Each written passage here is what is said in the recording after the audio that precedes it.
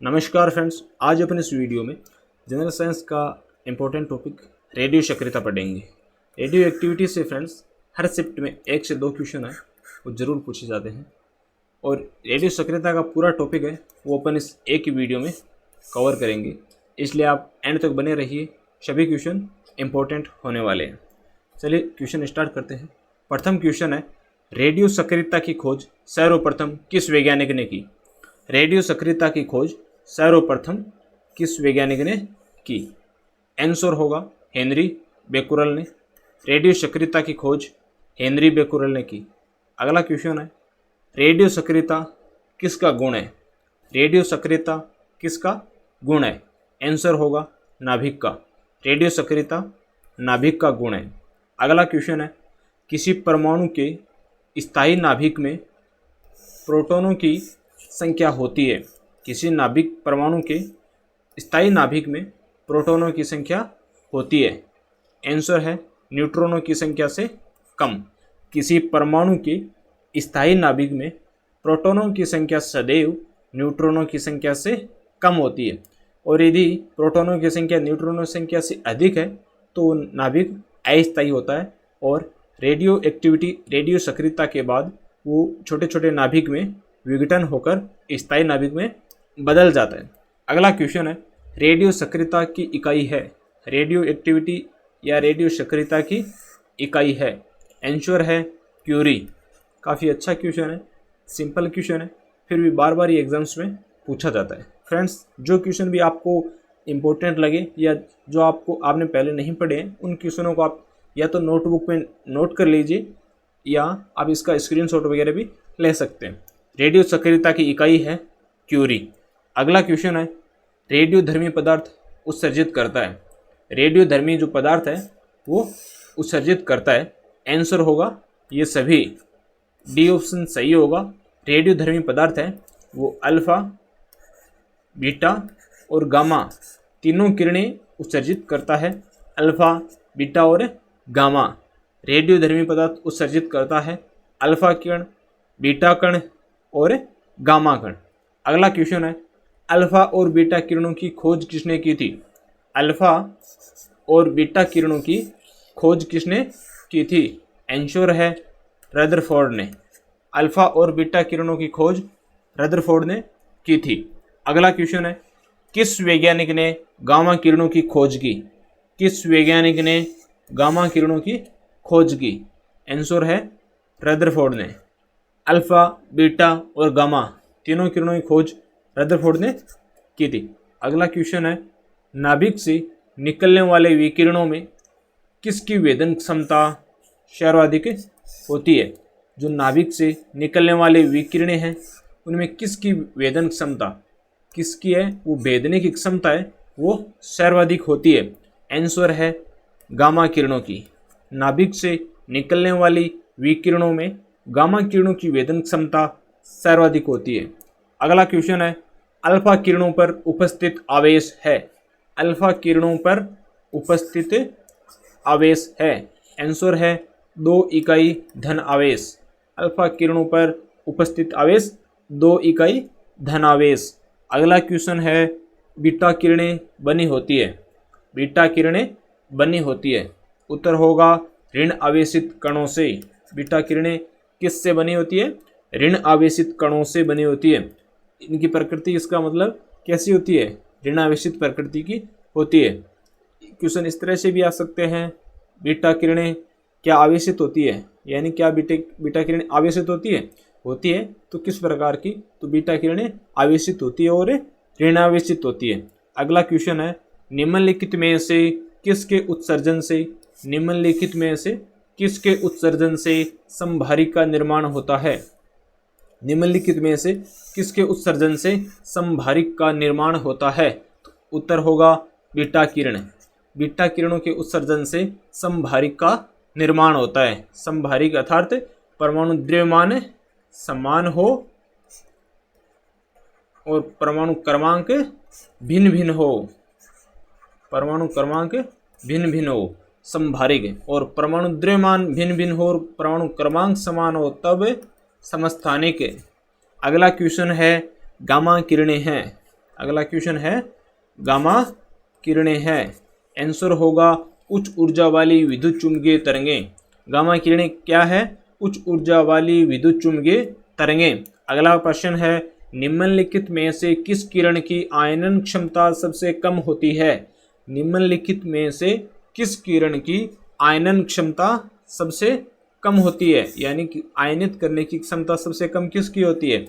उत्तर है गामा किरणों की। गामा किरणों की आयनन क्षमता सबसे कम होती है। बहुत ही इंपॉर्टेंट क्वेश्चन है ये। जो रेलवे ग्रुप डी के पिछले एग्जाम्स थे उनमें पूरे एग्जाम्स में ये क्वेश्चन 4 से 5 बार पूछा गया था अलग अलग शिफ्टों में। काफ़ी इंपॉर्टेंट क्वेश्चन है, नोट कर लीजिए।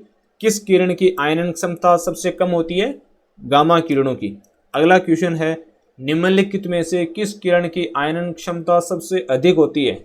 दोनों ही क्वेश्चन है वो अच्छे हैं, जस्ट एक दूसरे के रिवर्स और बार बार पूछे जाने वाली प्रश्न है। निम्नलिखित में से किस किरण की आयनन क्षमता सबसे अधिक होती है? तो आंसर होगा अल्फा किरणों की। ए उत्तर है, सही होगा। अल्फा किरणों की आयनन क्षमता सबसे अधिक होती है। अगला क्वेश्चन है समस्त रेडियो सक्रिय पदार्थ क्षय होने के पश्चात अंतिम रूप से बदल जाते हैं। समस्त रेडियो सक्रिय पदार्थ क्षय यानी विघटित होने के पश्चात अंतिम रूप से किस में बदल जाते हैं? उत्तर है सीसा, पीबी लेड में। समस्त रेडियो सक्रिय पदार्थ क्षय होने के पश्चात अर्थात विघटित होने के पश्चात अंतिम रूप से शीशे में बदल जाते हैं। शीशा एक स्थायी नाभिक वाला तत्व है। अगला प्रश्न है निम्नलिखित में से किसकी वेदन क्षमता सबसे कम होती है? निम्नलिखित में से किसकी वेदन क्षमता सबसे कम होती है? उत्तर होगा अल्फा किरणों की। अल्फा किरणों की। निम्नलिखित में से किसकी वेदन क्षमता सबसे कम होती है? तो उत्तर होगा अल्फा किरणों की। ये जो क्वेश्चन है वो जस्ट एक दूसरे की रिवर्स भी पूछे जाते हैं, वो भी आप ध्यान में रखिए। यहाँ प्रश्न है कि किसकी वेदन क्षमता सबसे कम होती है? अल्फा किरणों की। और प्रश्न है किसकी वेदन क्षमता सबसे अधिक होती है? किसकी वेदन क्षमता सबसे अधिक होती है? तो क्या आंसर होगा? गामा किरणों की। गामा किरणों की वेदन क्षमता सबसे अधिक होती है और जो अल्फा किरणें होती है उनकी वेदन क्षमता सबसे कम होती है। और गामा किरणों की जो आयनन क्षमता है, गामा किरणों की आयनन क्षमता वो क्या होती है? वो सबसे कम होती है। गामा किरणों की आयनन क्षमता सबसे कम होती है और अल्फा किरणों की आयनन क्षमता सबसे अधिक होती है। अच्छे प्रश्न है, आप नोट कर लीजिए। अगला प्रश्न है यदि किसी रेडियो सक्रिय पदार्थ की मात्रा को दोगुना कर दिया जाए तो रेडियोधर्मी क्षरण की दर किस प्रकार परिवर्तित होती है? यदि किसी रेडियो सक्रिय पदार्थ की मात्रा को दोगुना कर दिया जाए तो रेडियोधर्मी क्षरण की दर अपरिवर्तित रहती है। उत्तर में ए ऑप्शन सही होगा। यदि किसी रेडियो सक्रिय पदार्थ की मात्रा को दोगुना कर दिया जाए, मात्रा दोगुनी कर दी जाए, तो रेडियोधर्मी जो पदार्थ है उसके क्षरण की दर पे कोई प्रभाव नहीं पड़ेगा। यानी अच्छा प्रश्न है, समझिए कि किसी भी रेडियो सक्रिय पदार्थ की मात्रा से उसके क्षरण का कोई संबंध नहीं है। इसलिए किसी भी रेडियो सक्रिय पदार्थ की मात्रा 2 गुनी 3 गुनी 4 गुनी कर दी जाए तो रेडियोधर्मी क्षरण की दर है वो अपरिवर्तित रहती है। अगला प्रश्न है पृथ्वी की आयु का आकलन किया जाता है। पृथ्वी की आयु का आकलन किया जाता है। आंसर है uranium dating method. Uranium dating विधि से पृथ्वी की आयु का आकलन है वो यूरेनियम डेंटिंग विधि से किया जाता है। अगला क्वेश्चन है रेडियो कार्बन डेंटिंग से किसका निर्धारण होता है? रेडियो कार्बन डेंटिंग से किसका निर्धारण होता है? आंसर होगा जीवाश्म की आयु का। कई बार इस ऑप्शन में आप मानव की आयु या मानव शरीर की बीमारी इस प्रकार से कर देते हो, ये नहीं है। आंसर क्या होगा? जीवाश्म की आयु का। रेडियो कार्बन डेटिंग से किसका निर्धारण होता है? जीवाश्म की आयु का। अगला क्वेश्चन है किसी रेडियो सक्रियता कृत्रिम रेडियो सक्रियता की खोज किसने की? कृत्रिम रेडियो सक्रियता की खोज किसने की? आर्टिफिशियल रेडियो एक्टिविटी की खोज है वो किसने की? आंसर होगा एफ जोलियट व आई क्यूरी ने। कृत्रिम रेडियो सक्रियता की खोज एफ जोलियट व आई क्यूरी ने की थी। ऑप्शन डी है वो सही होगा। अगला क्वेश्चन है वर्ग विस्थापन नियम का प्रतिपादन किसने किया था? वर्ग विस्थापन नियम का प्रतिपादन है वो किसने किया था? आंसर होगा रदरफोर्ड तथा सोडी ने। वर्ग विस्थापन नियम का प्रतिपादन है वो रदरफोर्ड तथा सोडी ने किया था। अगला क्वेश्चन है, परमाणु बम का आविष्कार किसने किया था? ये तो नाम भी अपने आप में खतरनाक है भाई साहब। परमाणु बम का आविष्कार है वो किसने किया था? आंसर होगा ओटो होन।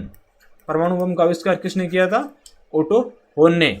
ये क्वेश्चन भी अपने आप में काफ़ी सिंपल है, फिर भी बार बार ये एग्जाम्स में पूछा जाता है। इस प्रकार के क्वेश्चन है वो बिल्कुल भी गलत नहीं होने चाहिए।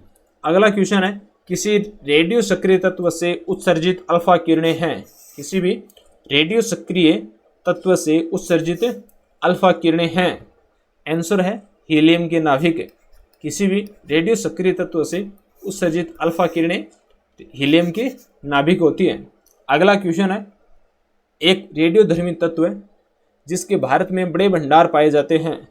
यानी कौन सा जो रेडियोधर्मी तत्व है जिसके भारत में बड़े भंडार पाए जाते हैं, यानी काफ़ी मात्रा में है वो भारत में पाया जाता है।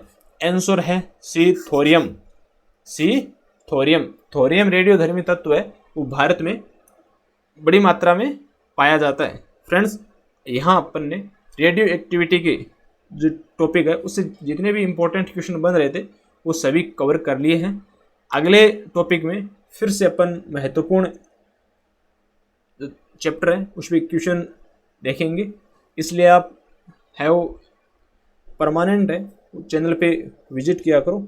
और सभी जो फ्रेंड्स हैं वो वीडियोज़ को लाइक करने के साथ साथ अपने जो साथी स्टूडेंट्स हैं, अपने साथी जो एग्ज़ाम्स की तैयारी वगैरह करते हैं उनके साथ भी फ्रेंड्स ये व्हाट्सएप ग्रुप में पर्सनली और ग्रुप में सेंड कर दिया करो, ताकि वो भी है वो उनकी तैयारी भी अच्छी हो सके और क्लास का आनंद ले सके।